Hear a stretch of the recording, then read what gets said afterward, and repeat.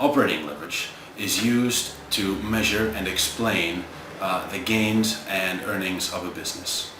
It's usually associated with the effect that is created in a business as a result of their fixed costs. These fixed costs cause a leverage effect on earnings before interest and taxes, since a variation in the sales produces an overly proportional variation in income.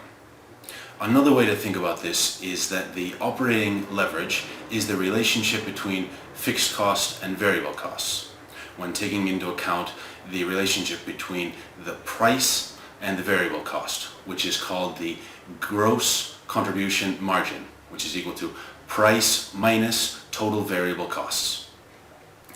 When fixed costs are high and variable costs are relatively low, a business is said to have high operating leverage and is considered riskier, since they still have to pay off their large fixed costs, such as interest on debts or rent.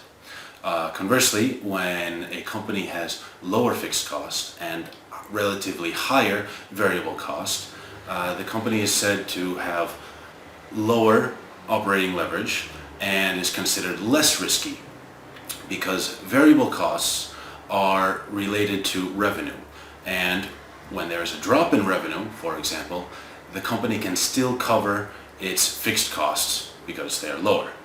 So why are these statements true? So let's imagine a business that is going to open. To do this, it needs to assume the costs of buying machinery, office furniture, buildings, rent, etc. These are what we call the structural costs and form part of the total fixed costs. There are also the variable costs, which can be the acquisition of materials, resources, services, paying of salaries, etc. So once a business is running and earning, there will be a moment in which the fixed costs are covered or are paid. This moment is called the break-even point, which means that if there's an increase in sales, this will lead to an increase in a greater proportion in earnings, or the operating leverage effect. This also should be noted that at higher levels of fixed costs, it will take a company longer to reach this break-even point.